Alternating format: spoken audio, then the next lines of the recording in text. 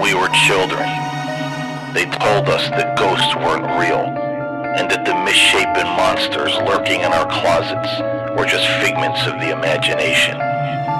But what if they were wrong? What if there is something lurking in the shadows of the night, unperceived by the physical senses? If you want to know the truth about the world in which you live, then enter, if you dare, into the room underneath the stairs.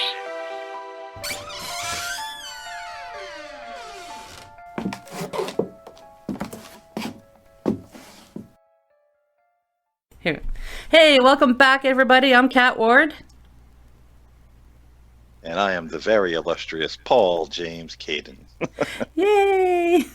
And we are the host of People Under the Stairs. And tonight we have, or today, whatever time zone that you're in, our special guest is from Nobo Boomy and about 9,000 other podcasts, Mr. Bryan Bowden.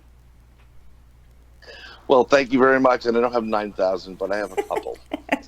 Well, according to Dave Scott, you have, 9,383 or something like that? Yes. Apparently, they raked me over the coals, Dave and Ron Murphy, when Ron was on last. I think they said they had a farm report and a snoozing report. I don't remember. But yes, I do have I have a couple of shows. So we're on Podbean, and we have Inside the Goblin Universe with Ron Murphy and myself. And then I do Nobo Boomy. Everybody has a hard time pronouncing that, but it really stands for Nobody But Me. And then we do a couple little sideshow things there, 5 or 10, anywhere from 10 to 15-minute podcasts, so you can just get some cool information. But that's what I do. And they're all great shows. All 9,000. All 9,000 of them. Yeah. Yes. Well, oh, man. we have Thanks, Mr. Dave. Bowden. We have Mr. Bowden here, and he is a remote viewer. And I have to tell you a little funny story before we get into it. A little while back, our friend and paranormal sister, Cisco, she messaged me one day. I can't remember. There was something going on with one of us. I don't remember what the scenario was, but she says, "Do you have remote viewing?" And I'm like, "No, I got rid of my TV years ago." And then she starts to talk. Yeah.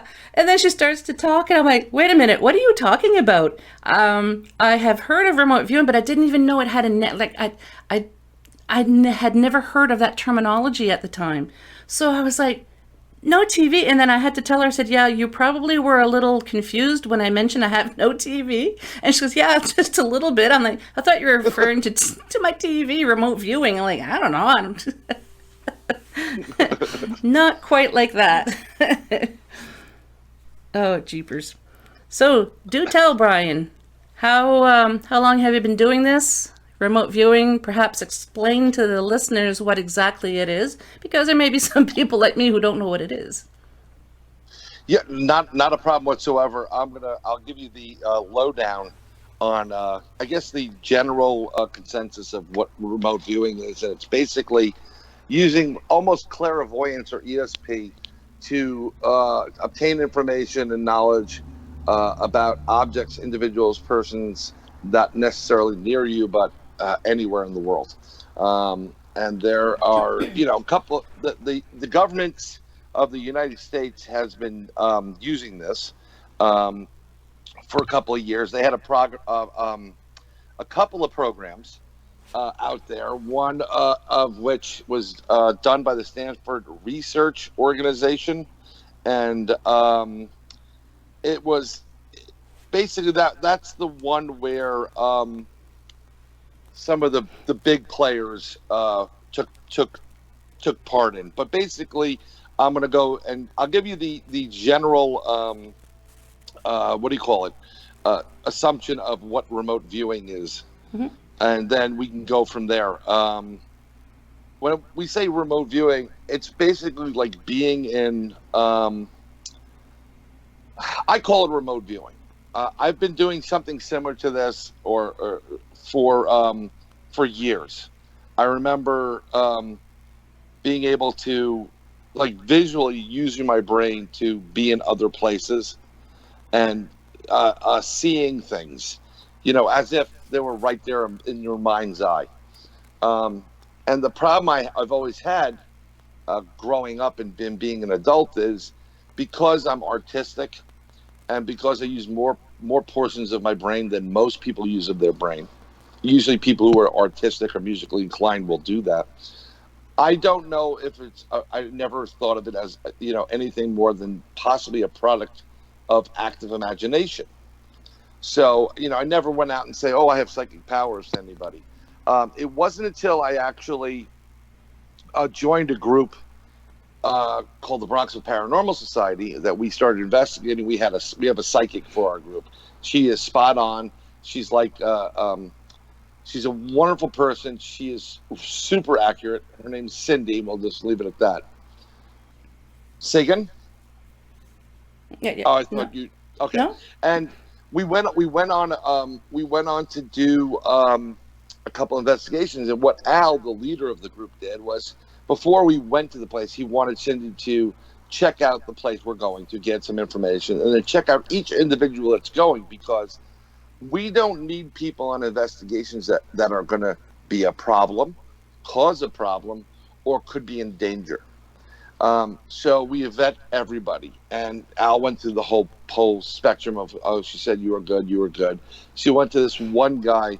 He said of this one person, said when she gets you're open to things or you have some abilities somehow, she gets a little tingle. She feels it's like an electric charge, as if you licked a 9-volt battery. Oh, nice. And then Al saved me for last, and he goes, and then she got to you. And she flew off her chair. So I wanted to explore this a little bit more, because something I've always done, again, going back to, being active imagination, or I've always looked up to the stars. I've always felt that I belong there. It sounds crazy. I was always fascinated with planets and the galaxies and astronomy. And I just always, had this, notion. I've always also had something where you kind of, when you get somebody who's very emotional, be it, happy or sad or melancholy, I can feel that. So that's an empath ability. I never knew the term of it. But Cindy said that, you have these gifts, and you have a lot of gifts, and some of which I don't have. And I said, well, listen, I'd like to explore this a little bit more, but I don't want to open a Pandora's box. So little did I know I was opening a Pandora's box at that point, because you can't just put a toe into this type of gifts that people have. And everybody has these gifts. Everybody has the ability to do these things. But some people choose to block it out for whatever reason. So we started doing these things, and I call it remote viewing, where I'm literally any place. I kind of meditate, and I can travel to places, and I can see things, I can smell things, I can taste things, I can touch things, and I can describe things that are taking place. I can hear conversations. I could, in this area, I could actually put forth healings on people, or make the attempt to. I've always second guessed it, but our psychic Cindy goes, you do what I do, you're a psychic. I said, well, I've called it remote viewing because it feels like I am remote viewing, like I'm remotely going someplace. And so remote viewing in general is the practice of seeing impressions about a distant or unseen target, purportedly using extrasensory perception, ESP, or sensing with your third eye. That's in between your two eyes there. And I've heard about remote viewing. I've heard about Ingo Swann, who was one of the most famous ones of it, and created something called, there's protocols, and it's controlled remote viewing. There's certain steps you must take, and you have targets and a guide, and there's a little bit more to do with that, which was used by the military for a long, long time. They had a project called Project Stargate, and they were seeing if psychic abilities can be used for military applications. And they were pretty successful. Ingo Swann was very successful at it. There's other people from this group that, you probably, if you look them up and you looked up remote viewing, you would easily get, the big players in the the field. So Ingo Swann is one of the most prominent ones. Then there's Joseph Monagle, military guy who's an early remote viewer. He was part of the Stargate project. There's Courtney Brown, who's a political scientist, and he founded his own kind of remote viewing school institute, Farsight. And then there's a bunch of other ones. Uri Geller, I believe, is was partially it, and a lot of people hear of Uri Geller, but the one that's really been accurate, I mean, like he's like 100%. There's no ands, ifs, and buts about it. Is Ingo Swann, and he's written a lot of books. He's remote view things. Yeah, it's just incredible. But I've used it. I call it remote viewing. What I do, and I use it for a bunch of different subjects. So it's an interesting thing. I always second guess myself when I get these when I do what I do, and you get is my brain playing tricks on me? Is this something that's not real? It's an overactive imagination, but I've been validated so many times that I know it's real. But I always question it. I think if you're really serious about it and you're sincere more so about it, the real players, those are the ones that question what they do, versus the ones that are always sure, like, oh, I do it all the time. Okay. Yeah. I second guess myself all the time too, and having validation at every time it happens, it blows me away, and I just can't get used to that. But yeah, it's pretty amazing. I think, Paul, do you have that sensation as well? You always want to have validation because you second guess yourself? Oh, absolutely. I always, I've done the readings for years with the cards, or just intuitive reading for people and angel readings. And, you start telling people things, or somebody wants an email reading, and they don't have a question, and you write this stuff out, and you're like, man, I just feel like I'm making this crap up, Yeah. But then it comes back that it's, you actually hit a lot of points, a lot of things that the people were going through or feeling, or people in their lives. So, and it's always nice, because then you know that, at least for me, you're doing a good work, and you're just not kidding yourself, or trying to put one over on the other person type of thing. So yeah, I always ask for feedback when I do any kind of work like that. I find there's nothing worse in paranormal than when a sensitive, whatever their abilities are just too confident and cocky. It repels me. I feel like they're fakes, but that's how I feel. But Bryan, if I'm correct in assuming this, remote viewing, or whatever other people may call it, it's not just astral traveling, I guess, if you will, here, but it's some people can also do it at any time, any space. It could go to any planet. Yes. You can go in the future, go in the past. Do you 100%? Are you able to do that as well? I think for sure, for the future.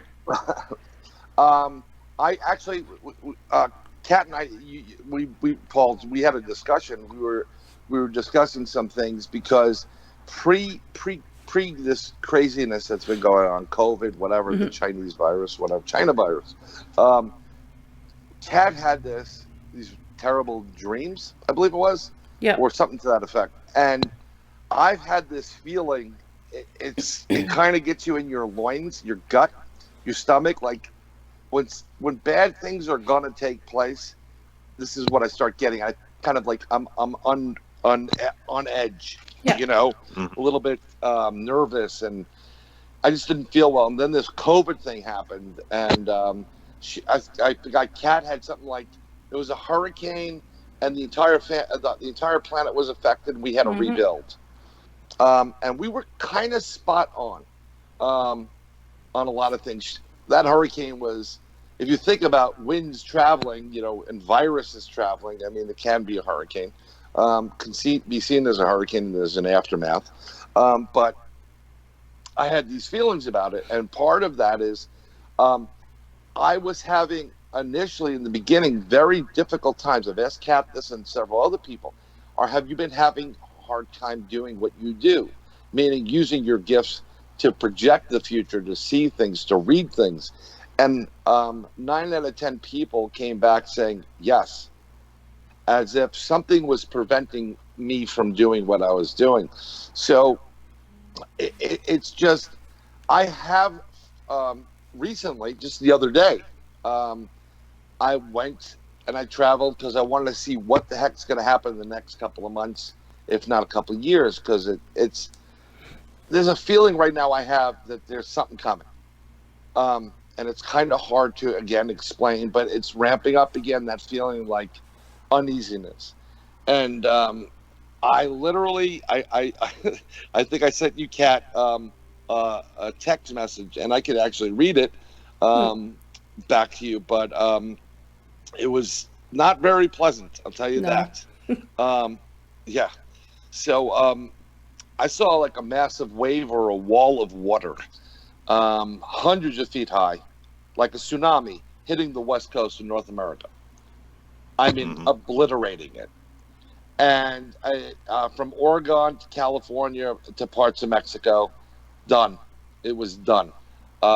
Totally physically changed the actual configuration of the states that were remaining.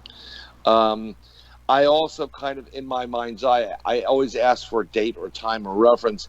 I saw 12/21 in that, but I'm not sure if it meant December 21st or it meant December 2021, which is about a year, a year out, right? A year and plus.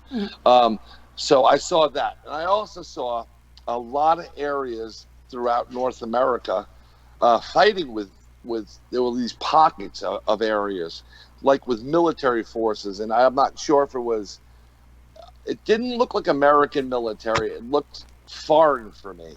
So I'm thinking it's probably Canadian, but from Calgary to Winnipeg, big time fighting. People were just, this is our country, get out, this is our freedom. That was the feel to it. And in Ottawa, like Toronto, where the parliament is and where all these, the big governments are, it looked like there was kind of like a coup taking place. Like the people were taking back their country. It was almost like a coup, but a good coup, like getting rid of the bad for the good to come back out. Like, look, in this country, we had a ton of rights at one point, and 9/11 wiped that out with the Patriot Act, which is very not patriotic whatsoever. So people want their rights back, their freedoms back. And another thing I saw, which was very interesting, I saw a war with China, and I saw Chinese forces firing on the U.S. In their Gulf of China, in that Pacific Rim area. And I saw USA retaliating with help coming from Australia and India. The Russians were totally sitting out of this, and they were just blown away by what was taking place. But in the end, I saw China, a big portions of it, like the center portion of China, literally taken over by American forces and them invaded. Now, what's kind of freaky about this is if you've studied any type of history, they've done simulations left and right about wars with China, and they don't end up this way. It's China wins all the time because they have billions of people, and every simulation is done the same way, but it always is everybody loses. Even if everybody ganged up on China, China's victorious. So that was recently into the future. Now, when that would take place, I have no idea, but I try to keep my things, and I was saying in my head, give me a year to 2 years worth of time, from 6 months to 2 years from this point. And I did this the other day, and a Kat's response was, wow. Or holy shit, or something or sweet mother. That's what it was. And I got to tell you, what takes place, and Paul and Kat, I know, Kat, you do things as well, but Paul, I don't know what you do, but it's kind of interesting. The only way I can describe what I do is like you see it in your mind's eye. Mm. It's like Like a memory? everything's, yeah, it's like a memory. Or Yeah. watch, you can see it. If I said the number 3, you close your eyes, you can see what the number 3 looks like. It's in your mind's eye. That's like, but it's playing out as if you're watching this on TV. But you're watching it without like a box around you. You can see every aspect of it. It's very odd and very strange how it works. And this is why I second guess it. Like, is this a product of your brain, your mind's eye? But I've got a 98% accuracy rate. Or which too is much very- Kraken. Say again? Or too much Kraken. Yeah, Kraken's good. I found a new rum that's even better, close to better. But yeah, it's very interesting how it works. And something I didn't mention before was that when you start using these abilities that we all have this ability to do these things. What happens is it's like a muscle. 1, it gets easier to do. 2, other abilities start to unlock, which is really strange.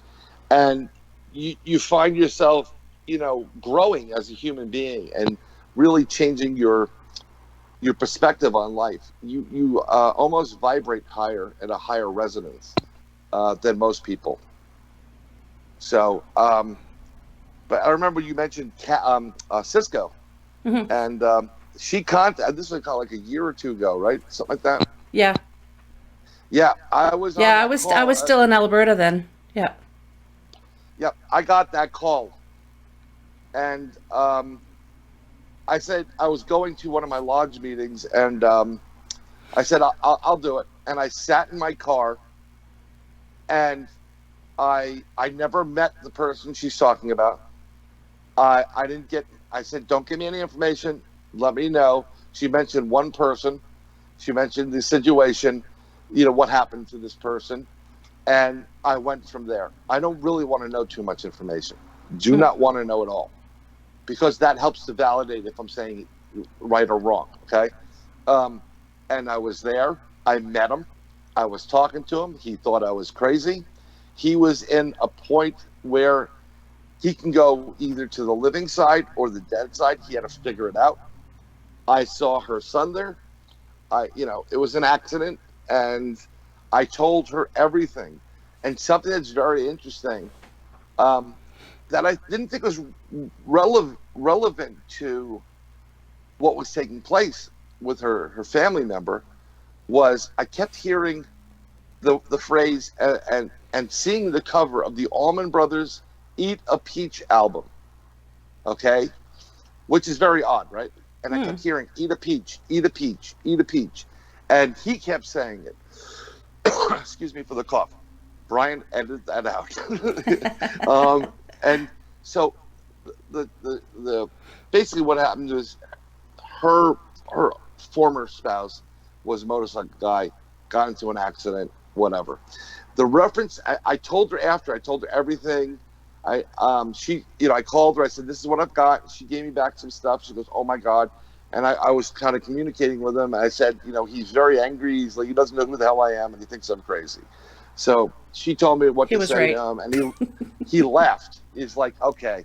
So I referenced, I was sent by her, and he just kind of shook his head. And I said to her at the end of everything, she goes, oh my God, you're spot on. And I told her everything.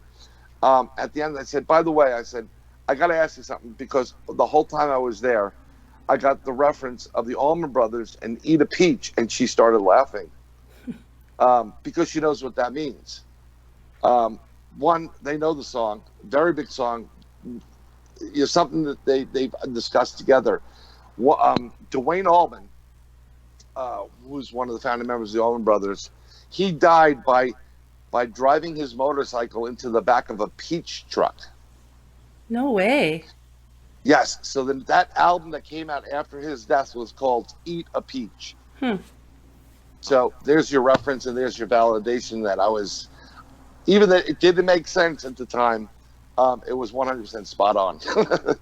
Wow. And I think it was something that they used to say to each other, like, you're gonna go like Dwayne, you're gonna eat a peach.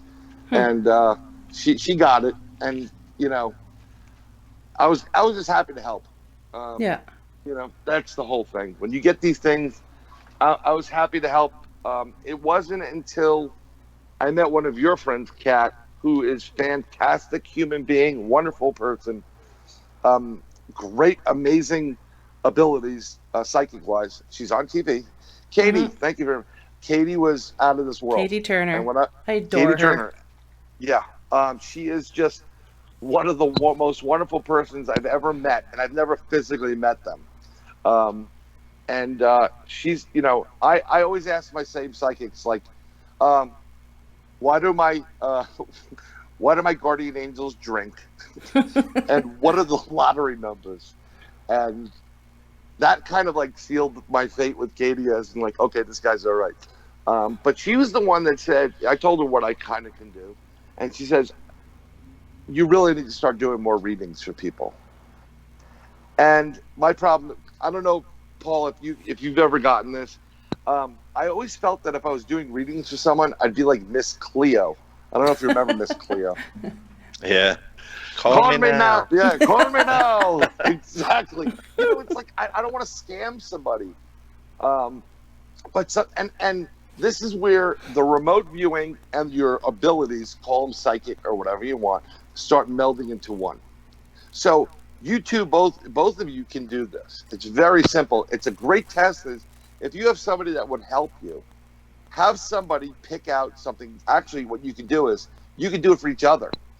Kat, you could pick out a picture or a place or some kind of object and seal it. Put it in an envelope, like a picture, or write it down, you know, whatever. I would print it out, let's say from the internet or whatever. Pick a picture, put it in an envelope and say, okay, I've got your envelope right here.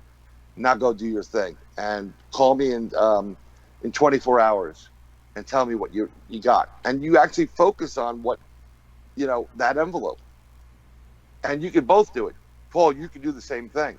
When we do our meetings, and we do meetings as the New York State UFO Project. This is a group I founded, where we investigate UFOs and aliens, and also people that have experiences can come in, and it's a like-minded place where people can feel secure dealing with whatever issues they have regards to UFOs, aliens, and maybe abductions. But there's always a standard crew there, and I said, look, let's do some tests here. And I would pick an object and I put it in an envelope or a box or something or whatever it is. Could be a picture. And I'd say, we're going to take a couple minutes, go breathe, try to focus, try to get everything out of your mind, and now focus on what you think is in, what's in that box. What is it? And people get really, really close. And the more you do it, the closer you're going to get. And eventually you'll be spot on. Oop. That's a weird sound. Oh, a motorbike just went by. Oh, that wasn't me. Was that me? I thought it was the spirits from beyond. I was just thinking, that's really loud. I wonder if they can hear it. And then you mentioned that was a weird sound. Yeah, I thought it was like my mother-in-law. The growls. Yeah. So that was one of these things where I actually used remote viewing to go to that place where he was and figure out what the heck was going on. You mentioned Cisco. That's why I mentioned it. Mm-hmm. I was just very happy to help.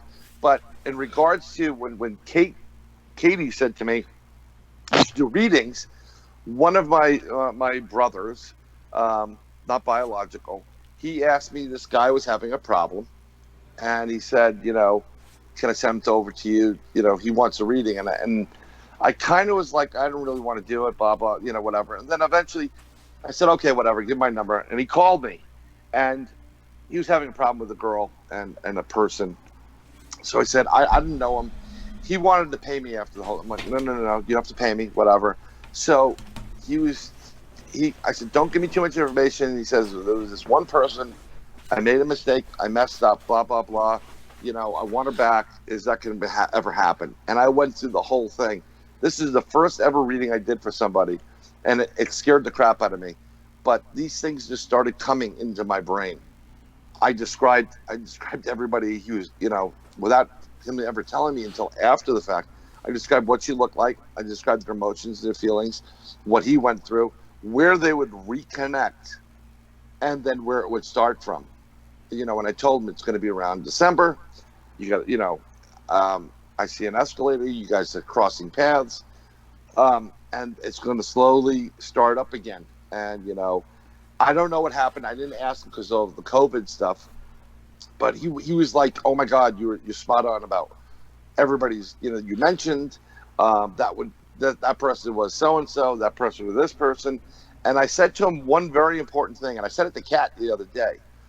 I said, "You cannot what I just told you is based on this moment. You don't sit back and think that I can do nothing and it's all going to happen. The future is fluid. It does not work that way. If you sit and aren't doing what you're supposed to do to make that cross and paths cross, it'll never cross." So I just wanted to reassure him, like, if you think you're going to sit back on your laurels and boom, it's going to happen and you're going to there it is, everything's fine, it doesn't work that way. Even though I see future events, because the future is dynamic and fluid, it can change at a split second. It's not necessarily what's truly going to happen. And when I have, because other events, something insignificant can come in and that can affect 10 different things that I wasn't seeing that'll affect that event. And this is the problem with looking into the future, looking into trying to get the lottery numbers, let's say, which I can't. I wish I can. Hey, and that's a major, not to cut you off, but that's a major fallacy that, like Hollywood people believe about readings or, what we call psychic abilities. And you even see it in religion, like Christianity. All this stuff is written. You get these prophets out there anytime there's any kind of upheaval, even like what's happening now with COVID and all the mess in the world. Oh, it's the end, and Jesus showed me. And they don't even understand that what you're saying right now. Yep. The ancients believe that. Even in ancient Christianity, they said. Prophecy, that's the same thing that we're talking about here, is it's conditional based on what mankind does or what we do as individuals affects the physical environment, the spiritual environment. And if we repent, which just means turning around and going the opposite direction of our mistakes and our bad habits, everything will kind of amend itself. We could put that time off or put that prophecy off, but a lot of people now are just so conditioned that, like you said, if somebody says it or they read it in a book or a set of religious scriptures, well, it's in stone and it's going to happen verbatim, such and such a time, such and such a way, and that's just not true. It's never been true through all the spiritual traditions. So, bits and pieces can still be there, but you're right. Mm-hmm. The problem is, here's the thing. I don't want to get too religious with anybody, okay? But I am an ordained minister, by the way. Not born into that faith, but I'm very spiritual. And here's something that's very important. I think everybody that listens to this needs to get right with God, whatever that God is, and really needs to start focusing and doing better than they've been doing. Because if your faith is in God, you're going to be okay. I'm not telling you to rob a bank and still have faith in God. That doesn't work that way. I'm just saying that, it's very important. And it's one of the main things that's been lost in the last 40 years, is the loss of faith, and that you will have to answer down the line for all you've done. And if you don't think that's going to happen, you're in for a rude awakening when you get there. That's just my personal opinion, but that's from some experience. I have to know, Brian. Go ahead, I agree with that. Yep. Yes, Kat. Oh no, I you're in trouble now. Oh God, no. Again, still, whatever. No, I was just wondering, when you do your remote viewing, what's the strangest place you've ever been, time-wise or location? Okay, I'm going to give you a great example of this. So, pre my group, there was a group run by this artist guy, and he used to. The way I got to this group in Yonkers was I was working in Manhattan. I used to work for broker dealers. I've been in finance, Wall Street, and there was this one girl there. They hired really sweet, wonderful, and we used to have these great conversations. Very, serious and then esoteric. It was just fun. She was a wonderful person. So she threatened. She says, I bet you won't go to one of these UFO meetings. So she found one in Manhattan, which I knew about. I said, no, just give me something closer to me, like, in the Westchester County area. It's a little bit easier to get to. So she found one in Yonkers. So I said, okay, I'll go. And I went there, and it was kind of like walking into an actual X-Files episode. Very weird. Like those scenes in the X-Files where they go to the I guess it's a clinic or that therapy room where everybody's reliving their experiences. There was some very strange characters at this place. But what was really cool about it was it took place in like a classroom size. And these people happened to know through, third or fourth parties, but also, personally, a lot of really famous people. Okay. And they would get these people to come up and do presentations. So these are presentations you normally would pay big bucks for if you went to an expo or a paranormal conference or whatever, and they were doing it for free, and they were very approachable. Someone who I met there and became very good friends with is Rosemary Ellen Guiley. Oh. And she was fantastic. So that's how I got to this meeting. And we decided, we said, because a lot of people there were fans of Dr. Stephen Greer, which I'm not personally a fan of. I'm not discrediting. There's something fishy about how somebody who's nobody gets to brief the president, and no one's catching the fact that you only have to be somebody to brief the president or a spook, someone who's a spy or in Black Project. So I've always had a problem with Greer, but Greer talks about his CE5 protocols like he invented it. He didn't invent crap, okay? He invented a way to sell it and market it to people, and people pay a lot of money for an app. But I said, listen, we can try to remote view anyhow. We could try to go and have a CE5 experience. So we all went to this one spot on near the Hudson River in Hastings, New York, where you got like a little area, a little grotto. It overlooks the water, the Hudson, and it was a great night. So we started to. They started to run the Greer protocols through a speaker. Now, I can't stand listening to the guy talk, personally. So what I did was, I said, I'm going to do it my way. I put on binaural beats, which I have on my phone, and I started just putting it into my head to block out the Stephen Greer stuff.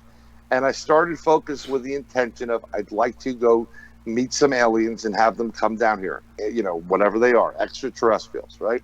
Mm-hmm. So before I know it, I'm sitting there, and my vision is this. My vista is, I see the Hudson River, and I could see the GW Bridge in the distance, and it's a pretty good view. Beautifully clear night. I see some of the Palisades, which is the Rockland County side of New York. And so I go into this, I put on the headphones to block out the other stuff, getting some binaural beats going, and I start focusing, and I close my eyes, and my intention is I want to go to this place. I want to meet these creatures. And it starts by me leaving the earth, and I'm literally pulling back up. I'm pulling out as if you took a camera view and you were right at my spot and you started pulling back through a satellite. And you start seeing bigger sections. You see a little bit more detail as like a Google map image, and then you pull it back, and then you see like an image. You can see the Earth as if you were watching from space, and you can see all the crevices of where it is. And the next thing I know, I'm in a ship, and I'm in space, and I look to my right, and I see this very tall Nordic guy there, at like almost like a command seat type of position, and I'm looking out this big bay window, and to the left and right of me I'm to the left of this Nordic, is where I'm sitting. And I'm like, okay, I'm here. And I'm saying, these people, there are people down there in my head. They want to meet you. They want to meet us. And I start looking left and right, and I see what would be classically a gray alien, which is large head, big eyes, elephant type skin. And I'm like looking around. I'm like, this is cool. So I said to myself, as I'm looking, looking at everybody, there's a window there. So I step up to the window and I look out the window, and I can see the Earth. I can see, the East Coast. We're hovering over it. I look to the right. There's 3 other craft there, and there are other individuals on that craft. And what was the coolest thing is when I looked in the I could see the reflection of me in the glass. I literally was a gray. My outside features were a gray alien. I'm like, and I'm saying this is all taking place, and I'm like, this is no way. And I'm like, what I started doing was I started moving my lips and making them move so I could watch them move in the reflection. And I literally had big gray eyes, and I had a mouth, and I could see the pores on my face, and my facial muscles were moving. I'm like, this is the coolest thing. And I think the ones that were around me kind of got it, that Charlie wasn't Charlie anymore. I was in Charlie,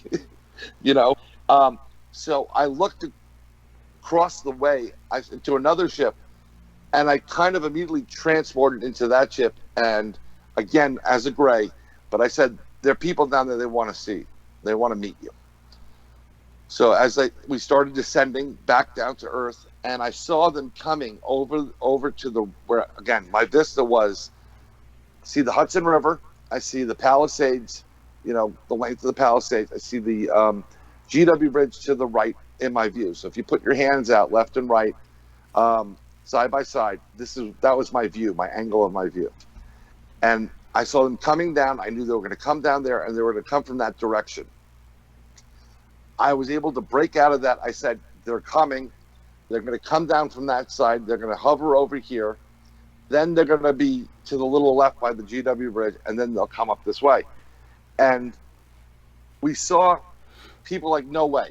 I said, look, they're going to be out there. And I saw the ship move over there. And I took my laser, and I said, you see that light over there? And it looked like a helicopter lamp. And I said, I circled it. I turned on a laser, and I wiggled it around so people could see it in the space, because it was a green laser. You can see the green laser. And as I did it, the light flared and then shut off. And then I said, and everybody, 7 other people saw this. And I said, can you do it again? And they went on and off immediately. I said, well, we want to meet you. Can you come closer? It started coming closer to us. So these 7 people, besides myself, were going crazy, because we were actually making contact at this point. And the craft came over, and everybody, and it kind of hovered about, I would say, a couple hundred feet away from us. And they're looking at it, and then it kind of disappeared, and then it appeared to the left of us. But, eventually it took off. But we did make contact with that I'm going to say it was an alien race, and there's definitely grays in there. I literally went in that craft. I was transported via remote viewing to where that craft was, inside that entity's body, and to another ship. It's the craziest thing I've ever experienced as far as remote viewing is concerned. But it took place, and it was validated, because how else am I going to know that the craft's going to be from that point, go over to, the direction it went? Yeah. And at that point, if I heard this story, it's funny, Al wasn't there that night, who's always usually there. Yeah. And he didn't believe it. So he vetted me. And everyone that was there said the same exact thing. They said exactly what took place. Probably kicking himself for not being there. Well, yeah, he is. I mean, he had me using remote viewing. I think on investigations, I would remote view things. One of the things that pissed me off, though, is he took a group out to a Bigfoot place that we go to. And I was remote viewing, and I told him, you're going to see a blue light, like a flame, like a wisp. and that's an entity. And then I told where these creatures are. They're in the perimeter. And one time he comes back to me, he goes, what color are they thinking of? And I got pissed off because I don't think of myself as a dog and pony show. I never was able to do that before. And I stopped for a split second, and I saw the color. And I said this, and I said it to him right straight up. I said, one group's thinking of green. The other group has thinking of a yellow that's a little bit more green, so it's more chartreuse. And he wrote back, and I said, and I don't do dog and pony show tricks, because it doesn't work that way. But again, it does. If you start using your abilities more and more, things start happening. And I was spot on. But, that's an unusual place I went. There was one other place that I went. We went apple picking in New Jersey at a place called Battlefield Orchards. And on there is a very, very old house, Revolutionary War type of thing. And they boarded up. They put on a new foundation. I think it was the house that was originally on the property. And it's called Battlefield for a reason. They had battles there. So as my wife and children were going ahead of everybody, I went up and I just got the strong sense and desire to go up. And I walked up the threshold to where the door would be, but there's like a piece of plywood there, so you can't look into the house. And I just took my right hand and I put it on the door frame. And in an instant, I was standing in the door frame. I saw soldiers being worked on. There was a fire. There was water boiling. There was a doctor there that was sawing off the leg of someone. I can see out the window on the other side. There was a soldier with a bandage over his head being tended to, but with a nurse or someone who would be considered a nurse. I don't know what they were called back then. She had blood on her front of her dress.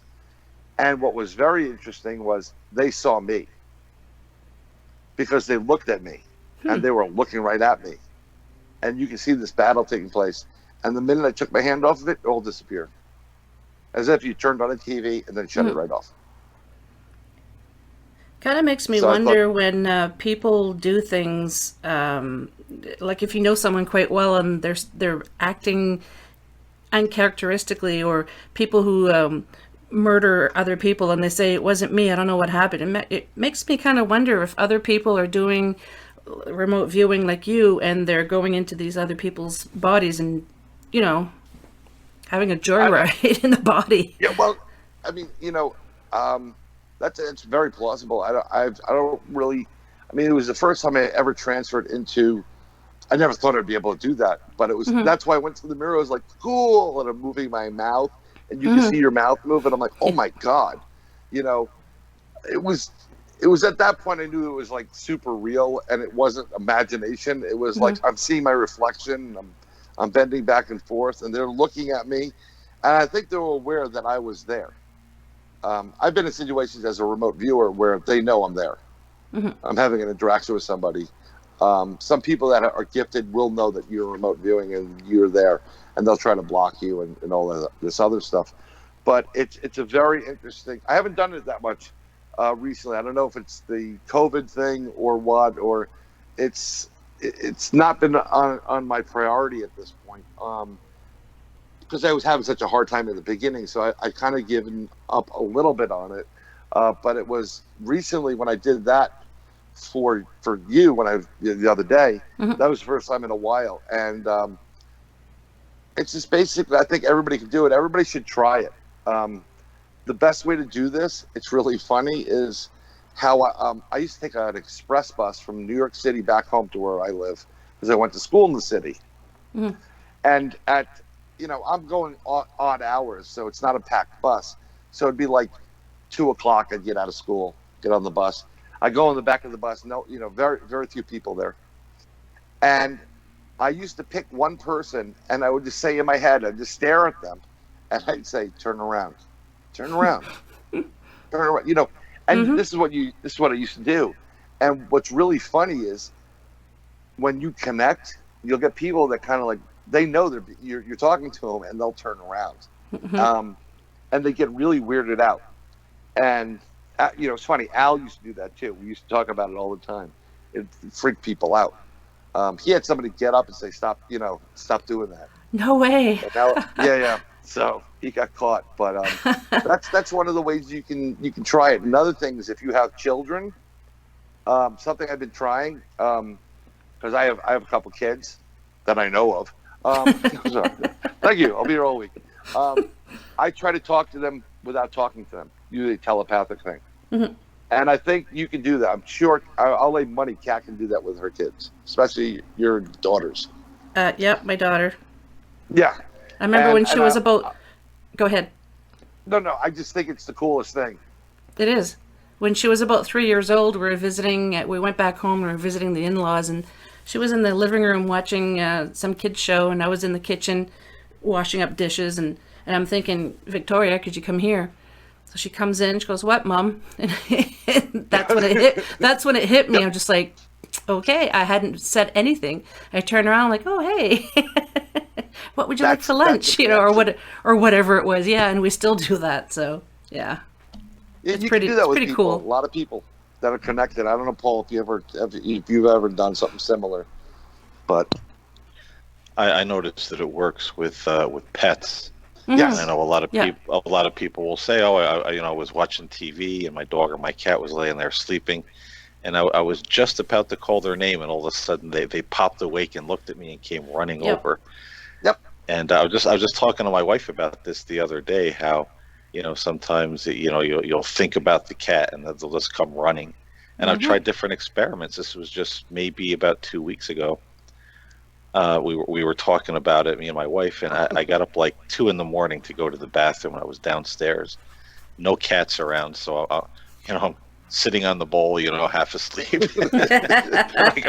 I go, yeah, I got to call one of the cats in my mind and see what happens. So I'm calling, and suddenly out of nowhere, about maybe 30 seconds, the cat comes out of nowhere, running into the bathroom like she hears me calling her. So yeah, I definitely think that there's something to that. Oh yeah. That if we just got out of our own way, we might hear more than we bargained for. Right. I mean, another thing is you want to decalcify your pineal gland that's up there, and you need to take. I like because I don't do too much fish at all. It just doesn't agree with me. I take iodine, liquid iodine. And it doesn't taste as bad. I'm thinking iodine and it's black and whatever, but this is refined, pure iodine. A couple of drops in a glass of Kraken and you're good. Well, it's like, I'm thinking inky squid type of stuff, but this is, this is something that if you start taking, you'll decalcify that third eye. And, that's why they kind of dumb you down with fluoridated water and some other things. It really helps to build calcium around that third eye. And I think that if you can start using your abilities more that everybody has, be a bit more open to it, you'll start resonating and vibrating emotionally, physically at a higher frequency than most normal people. You'll be in touch with a lot of stuff. And things, you'll be able to, predict certain things, or it'll start slow, but the more and more you use it, you'll be surprised what you can do, and it's really, really a cool thing to do. It is. It's something I've been practicing for many, many years. Like you said, you're on the bus or something, and you just pick somebody and turn around, and then they turn around, and then you just kind of look at them, smile, nod, and kind of look out the window, and inside you're like, oh, cool, it worked. Yeah, it's the same thing as like when you're. If you're a parent, or even with, my dog used to do this, which is, I've never had a dog that did this. He had to go to the bathroom, and unfortunately I lost my dog to kidney failure. But he would tap me on the arm, 5 minutes, man, 5 minutes, 3 a.m. But I found out, he's got to go. But there's been a couple of times when you're sleeping and, someone's right there in front of you, and it's usually my youngest, and they're staring right at you, and I'm like, oh my God, you just wake up, someone's there.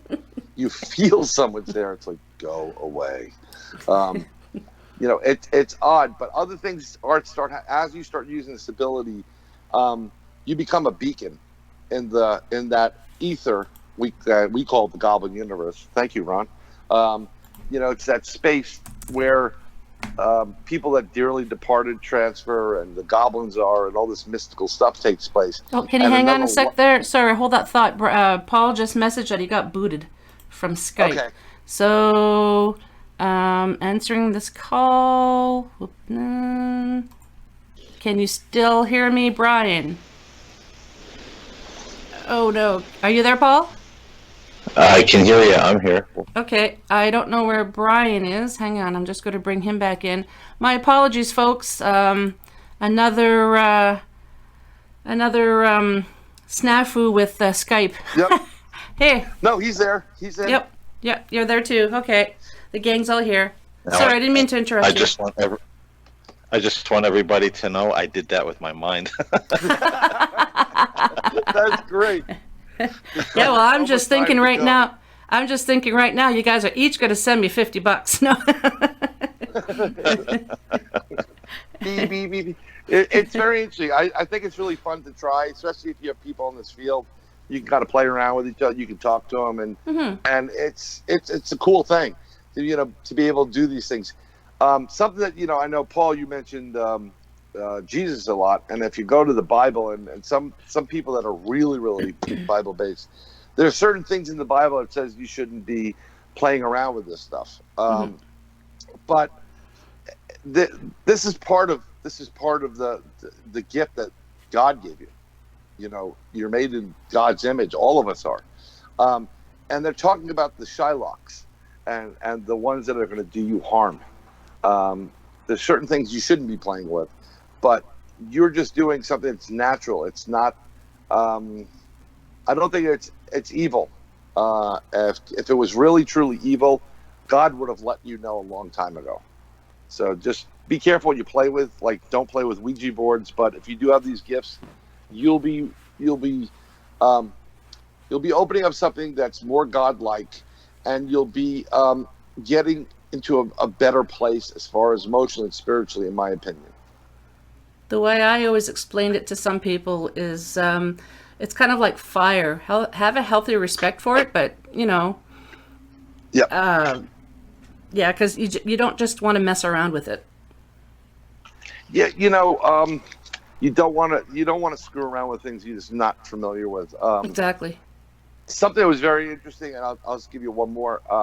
So our psychic Cindy wasn't feeling very well, and she felt as if there was this, like a Wendigo. Actually, we were talking about Wendigos earlier.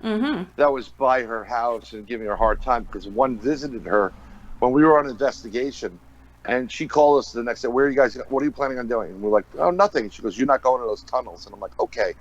So she knew about it. Cindy, myself, and Al are always been very, very in touch with each other. It's really weird how well connected we are.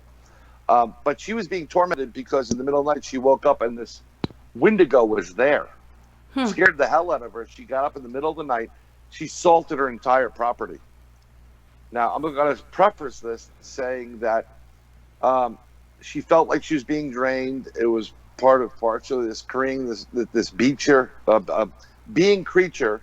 And I said, well, I'm going to try to remote views for Cindy and, help her out. I'll try to heal her or whatever. I've never seen Cindy's house whatsoever. I do not know to this day what it looks like in person. I've never seen a picture of it. Nothing. Never been inside. I've never even been to Arkansas. But I was able to leave, using remote viewing, where I was in my kitchen. I traveled to her home in Arkansas. I saw the property. I knew there was something in the house. I literally enveloped the house with white golden light and protection. And I saw the doors, was bulging at one point. This creature knew I was there. It wanted to get out.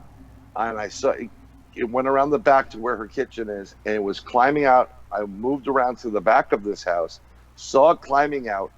It ran away from me in the house. I ran at it. I saw what the creature looks like, and it looked like a Wendigo.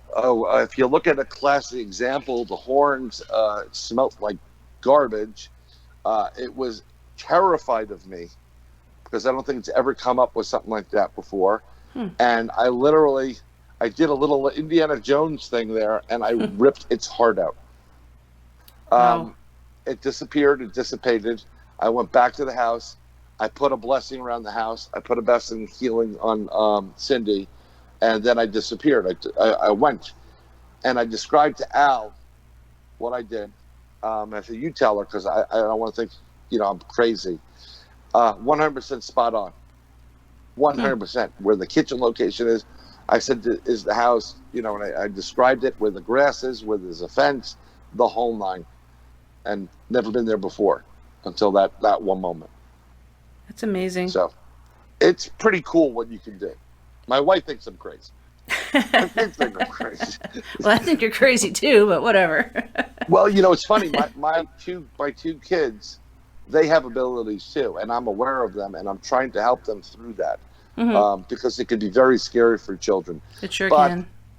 Things have been happening where, in the home, my wife and my youngest were sitting at a table in the area, and so it's like one was on one corner and the other one was at the other, right next to her, but on the other corner of the table. And my youngest looked up and looked in the corner and looked down. My wife did the same thing. And she noticed, she said, honey, you okay? And she said, did you see that? And she said, see what? Oh, I remember you telling me this. See the man in the... She goes, yes, I did. My wife actually saw that there was a man in the corner. She's never seen it before. And there's no way she can be in the corner. It was like where the table was right by the corner. It just appeared. So I couldn't do anything about it. So I contacted Cindy, and she said, you need to tell him to go. He's got to go right now. And I said, well, is it evil or is it bad? She goes, no. It's not evil or bad. He's missing half his face. And I'm like, what? Because it was blown away. He's dead. And your daughter's a beacon. He went right to your daughter. She doesn't need to see that. Saw him. Yeah. So I said, look, you got to go. And of course, start salting things and burning sage. And, every time I burn sage in the house, my daughters and my wife all go, oh God, what's that ugly smell? I said, it's sage. And apparently it's working. It's you got funny. to do. Well, Bryan, we're going to have to call it. Sure. We could go on for hours more, I'm sure we can. But before we go, Paul, do you have anything else for Bryan? Yes, I once turned into a werewolf and killed my grandmother. Well, we have a remedy for that too. I was a werewolf, but I'm all right now. Transforming. That was actually... Oh, jeepers. Yes. Nothing more, Paul? Besides the werewolf, is there any other question? Yeah. No, I don't really have any questions. I think you were quite thorough in your explanations and stories for the listening audience, and I don't have anything to add or ask for clarification purposes. So, Bryan, I the have a type, reading from Paul now. Paul's gonna give me over to you, Kat. yeah. No, Bryan's the type of guest where you could probably go out, get a sandwich at the local corner store or something, come back, and he's still talking. It's great. It really, it does work out really, really well. It's funny with my buddy Al and I. They always ask Al, can you guys do an hour? We just laughed, like, an hour? Yeah. We can do an hour. We can do 10 hours. Yeah. There's all these different experiences and stuff. But, it's been a pleasure being on. I thank you for having me on. Well, thank you for being our first guest. I'm number one. You're number one. Better than being number two. I was just thinking that. What's that, Paul? Actually, it's really funny. I was on Kat's show, the other show that you do, and we had this thing. There was when YouTube started messing around with algorithms, and we kept looking at the views and views and views. It kept going up, and then one time they would push them back down. It was really odd, but it's like, I'm how glad can to be you? number one here. It's like, how can you have? It was over 3,000 views. How can you have that many views and all of a sudden it's dropped down to, I think it was like 2,000 something. Yeah. And it's just like, really how odd. can you lose views? I can see people unsubscribing, but views? No. What the heck? But, oh well. That's the new feature where people don't like the video, they can take their view back. I Yeah, wanna maybe. take it Well, Bryan, before I we want head my out, money yeah. Yeah. Before we head out, tell our listeners where they can find you. Sure. You can find me at InsideTheGoblinUniverse.podbean.com. That's where we are. We're on Podbean and all the other podcatchers around the world. So you can hear me and the crypto guru himself, Ronald Murphy. We do a show called Inside the Goblin Universe. I also do Noble Boomy there, and I'm on Dave Scott's every once in a while. But I'm on Facebook, Twitter, Gab, all of it. We have the New York State UFO Project, and we're trying to do some live meetings there. So I'm pretty much accessible. Oh, and I am part of Quarter 13, which is it's a talent agency for people of paranormal ilk, and you can see me on the Jersey Devil episode of Cliff Simon's Inside the Goblin Universe, which is on Monday nights from 11 to 12 on the Travel Channel right now. That's awesome. And Paul and I will also add the links to everything that you just said so people don't have to memorize it all, because you're at 9,000 podcasts. Yes, I know. Well, thank you so much again, Bryan. We greatly appreciate it. And pleasure. Yeah, this man. is very, very fun. Good talking to you. Thanks so much. Again, I'm Kat Ward, People Under the Stairs. And apparently I don't have a co-host. Yeah. This pause, it's throwing me off. I don't know. I'm like, okay. And I'm Paul James Gaten, and we'll see you next time on Under the Stairs. Same ghost time, same ghost channel. Night, everyone. I feel like I should say, I feel like I need to say in closing, I'm Ron Burgundy. Stay classy, San Diego.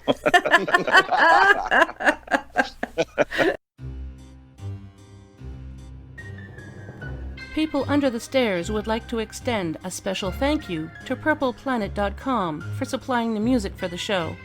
The views and opinions expressed on People Under the Stairs are those of the host and participants.